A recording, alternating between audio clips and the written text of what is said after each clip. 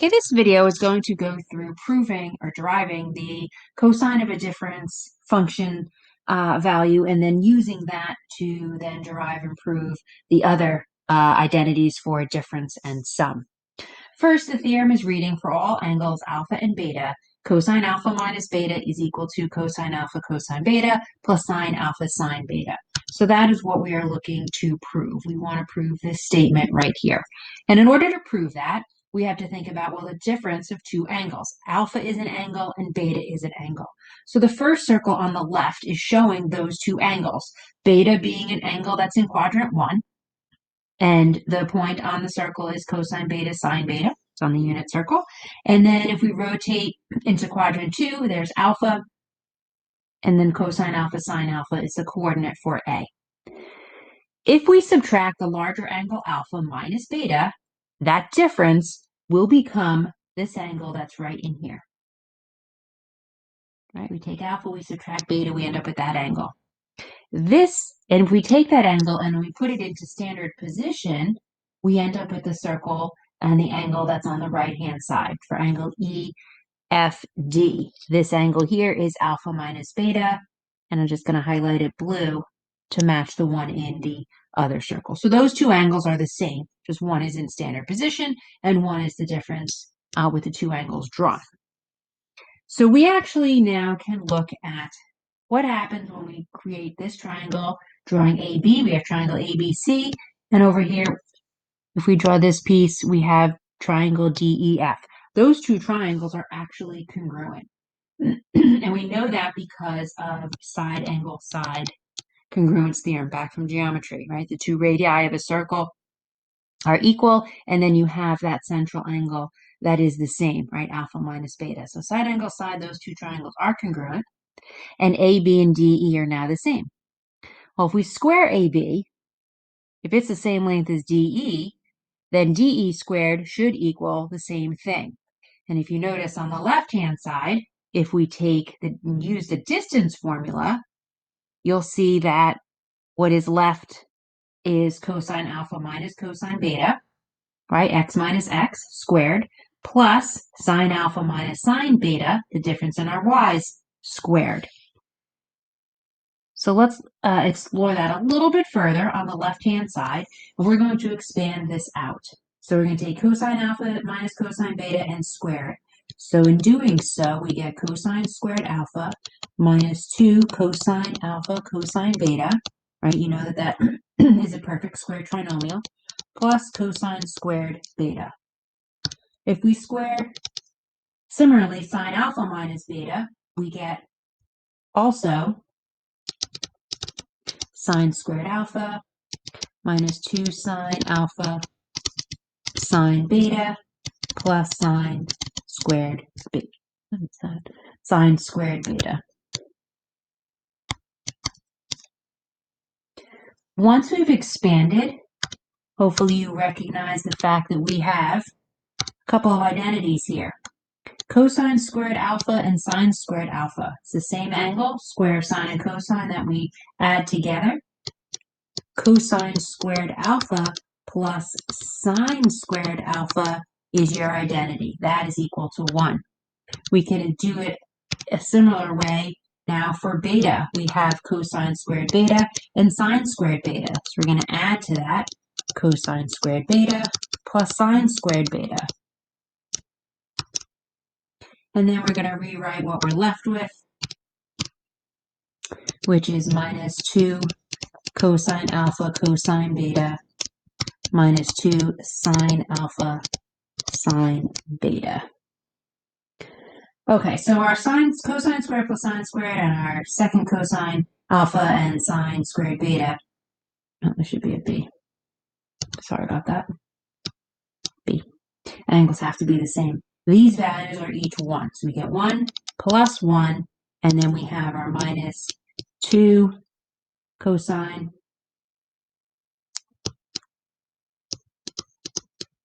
alpha cosine beta minus 2 sine alpha sine beta. Okay. Simplifying a little bit further, we get 2 minus 2 cosine alpha cosine beta minus 2 sine alpha sine beta. Okay. Other than factoring out a 2, which would just make this multiplying, we've kind of hit a dead end. So let's look on the right-hand side, because we do want to make these, or show that these two values are equal. Cosine alpha minus beta minus 1. We take this. This is also expanding out as a square. It will be the also a perfect square trinomial. So we end up with cosine squared alpha minus beta minus 2 cosine alpha minus beta plus 1. That's expanding that squared.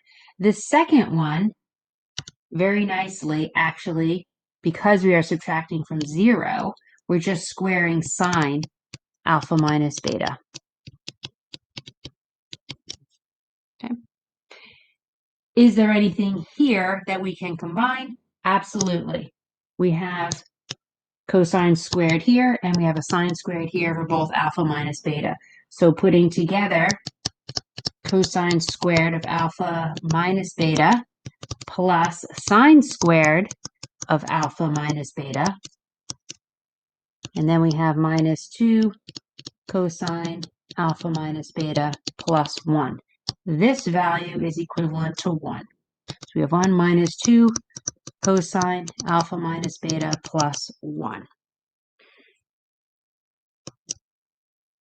Do we have the same thing? Well, you can simplify one step more, and now we have 2 minus 2 cosine alpha minus beta. Are they equivalent? Well, if, as we said before, we factor out on the left-hand side, let's factor out the 2. And we get 2 minus cosine alpha cosine beta minus sine alpha sine beta. On this side, if we factor out the 2, we end up with 1 minus cosine alpha minus beta. We divide each side by 2. This goes away, and this goes away. Right? We now have, on this side, 1 minus cosine alpha cosine beta minus sine alpha sine beta. In this side, we have 1 minus cosine alpha minus beta. If we subtract 1 from each side, subtract 1, we now have everything that's in our theorem, except it's the opposite. So if we factor out negative, cosine alpha cosine beta minus sine alpha sine beta is equal to negative cosine alpha minus beta. If we take this and now divide by negative 1, we finally end up with cosine alpha cosine beta minus sine alpha sine beta equal to cosine alpha minus beta. That is your identity right on top. That's the difference with your cosines. You should understand this proof and why it is happening because of where the points are and the differences in your angles and how subtracting those two angles generates those points. On a test, though, I wouldn't necessarily ask you to expand out this particular proof, but using this identity, can we generate the other proofs? And the answer to that, of course, is yes. On the next page of this packet, cosine of a sum. Now notice I have a whole lot less space because we're not going to prove again the cosine difference. We are going to use that in order to prove what we have, what we want. We want to prove based on this difference that alpha plus beta is going to equal cosine alpha cosine beta minus sine alpha sine beta. Well, what is the biggest difference here, well, not the biggest difference, but a way to generate cosine alpha minus beta. We only know cosine alpha minus beta. That is the only identity we know right now. So that's the one we have to use. How do we get cosine alpha minus beta? We're going to change this to cosine of alpha minus a negative beta. Is that the same thing? 100% it is, right? Subtracting a negative angle is the same as adding the angle. But now by doing that, we've made this now a difference. So using our identity, cosine difference identity, which, I'll write it up here, cosine alpha minus beta is equal to cosine alpha, cosine beta, plus sine alpha, sine beta. So this is what we want to use.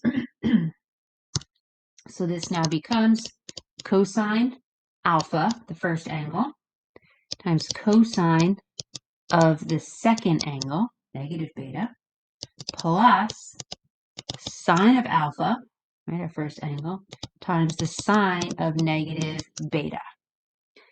What does this mean? That means we have to take now our negative angles and evaluate using our odd function identities. Our odd function identities for cosine alpha, cosine of negative angle is equal to the positive cosine, or cosine of the positive angle. Our sine for here, this becomes negative sine of b, since it is an odd function. So therefore, we have just generated that cosine alpha, cosine beta, now minus sine alpha, sine beta for our cosine sum. We've just proved that identity as well. So now we have two identities, cosine difference and cosine sum. What you see hopefully about both of them, when you're adding for a sum, you're subtracting the two angles for cosine from the two angles for sine, and a cosine difference, you are adding them. Okay, sine of a sum. This is another identity you do need to memorize. Right, sine alpha plus beta, sine alpha cosine beta, cosine alpha plus sine beta. Okay, and again, what do we know? We know cosine difference. I'm going to write it again, just so we have it. Cosine alpha minus beta. We've proved this one. That's why we can use it.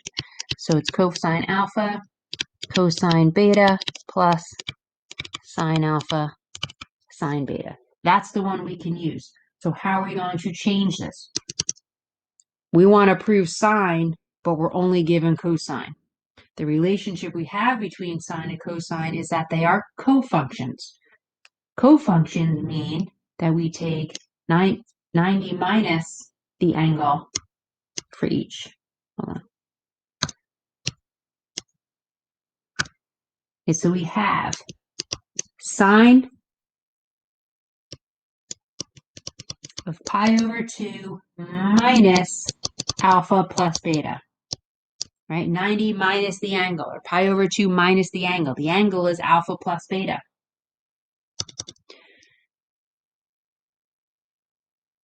We don't, a pi over 2 as a value, we can certainly evaluate what cosine of pi over 2 is equal to, but we don't really want to keep it this way because alpha and beta need to be separated. So what we're actually going to do is pull out the negative, or distribute the negative, I'm sorry, and regroup. So we have cosine pi over 2 minus alpha minus beta. And I'm going to regroup these. I'm going to group together pi over 2 minus, not infinity, minus alpha minus beta. Okay, I want to subtract the two angles. If I leave pi over 2 there, again, I have the two angles of alpha and beta combined in one, and I don't want that. We need the difference between them. Okay, so then now we expand out using our formula. Cosine alpha being our first angle, that's pi over 2 minus I did it again, minus alpha. And then we have cosine beta. And then we're going to add to it sine of pi over 2 minus alpha, sine beta. I hope you are recognizing something else as we have done this, that we have now cofunction and a cofunction. We're going to rewrite those two cofunctions. Sine of 90 minus an angle, we can rewrite that as the sine of that angle. So you have sine of alpha, and this one over here, sine pi over 2 minus alpha, is then equivalent to cosine of alpha. So then this is multiplied by cosine beta plus, and this is sine beta. So our final identity, sine alpha plus beta, we've just proven that it is equal to sine alpha cosine beta plus cosine alpha sine beta. We've proved it. Okay? So yes, you should be able to be familiar with the sine and cosine sum and difference. You will not have to prove the first one, but using that cosine difference to prove the others. Okay, let's move on to the sine difference. I think that's the last one. And then we get tangent. Okay, so sine difference. Last one. In terms of cosine, just like the last one, we have to make this or rewrite it as our cofunction. So cosine pi over 2 minus alpha minus beta. And like we did before, we are going to distribute that negative and regroup our terms. Okay. Now expanding out for our cosine sum. What is our cosine sum? Cosine of our first angle, pi over 2 minus alpha.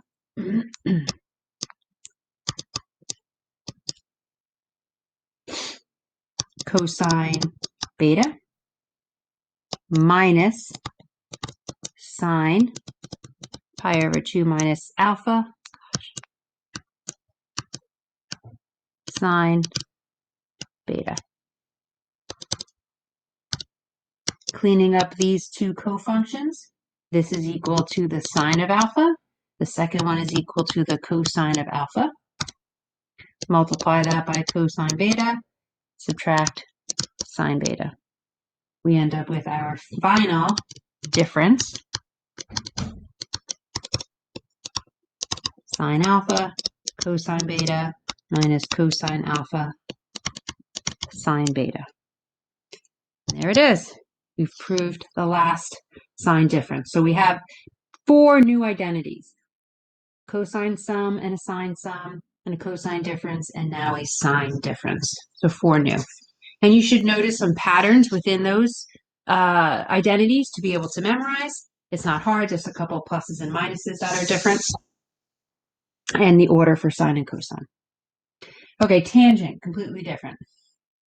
Tangent sum looks like this, but we only know, and we've just shown what sine and cosine are.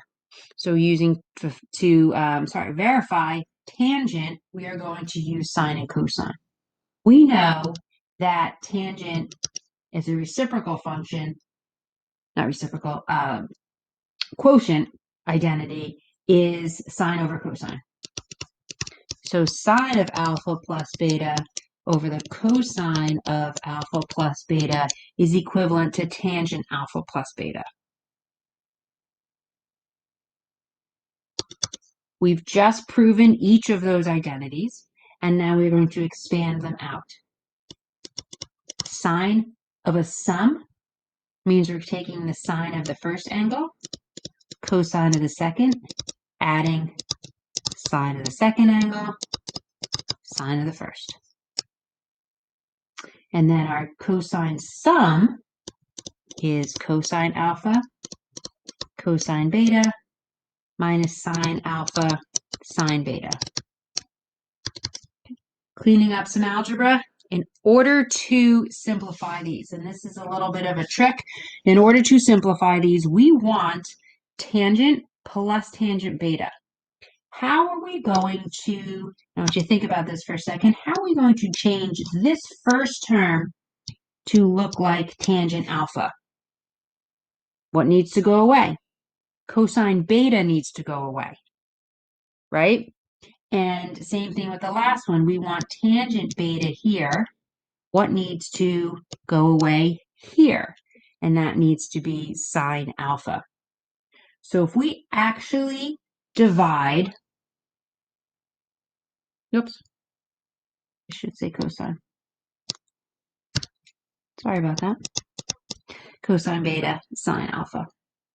If we actually take that numerator, sine alpha, cosine beta, plus cosine beta, sine alpha, and divide it by cosine alpha, cosine beta. We want both of those to go away. We want cosine beta to go away. Cosine, hold on a second. I had this backwards too. Alpha. Sorry, I got it confused with the other one. Sine beta. Okay, that's better.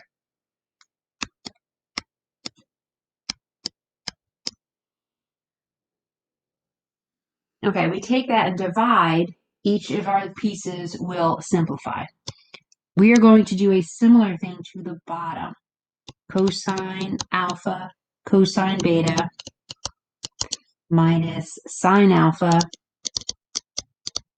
sine beta. But this time we're going to divide our denominator by cosine alpha and cosine beta as well, because we want to keep it equivalent to 1.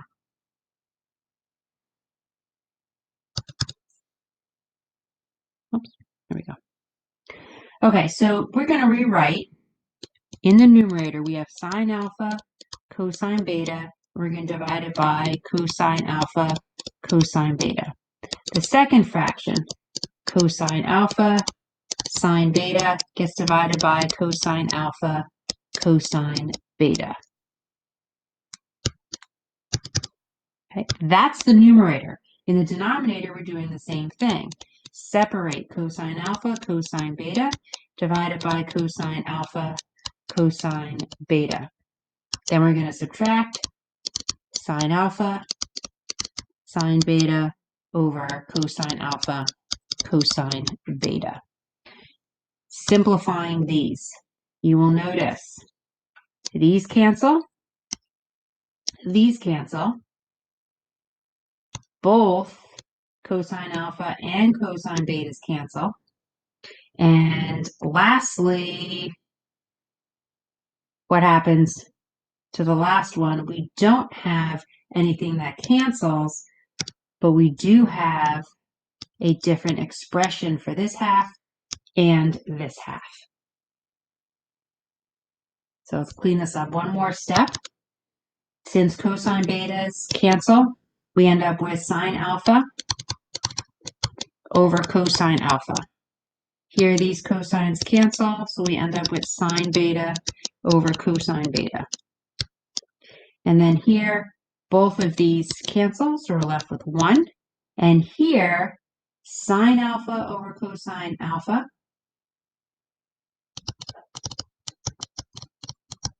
is multiplied by sine beta over cosine beta. I just separated it so you can see. All of our ratios for sine over cosine will be replaced with tangent. So we replace tangent and keep the angle. So we finally have tangent alpha plus tangent beta over 1 minus tangent alpha times tangent beta. And that is our tangent sum. That's a nice proof. But the trickiest part is this step up here, where you wanted to multiply, find out what to multiply, divide by in the denominator in order to cancel the angles you needed to generate the tangents that we wanted for alpha and beta.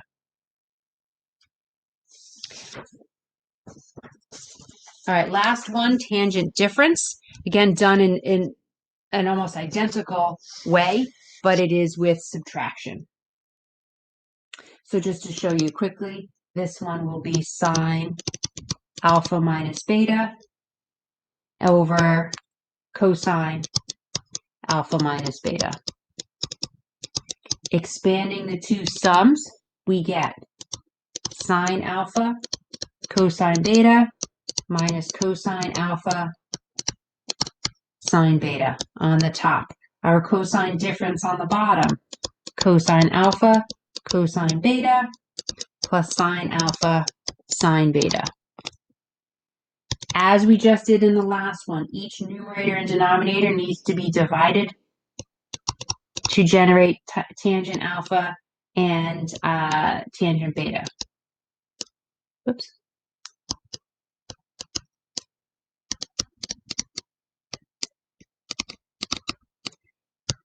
I'll color code this one because I can. So this denominator is going to be cosine alpha cosine beta.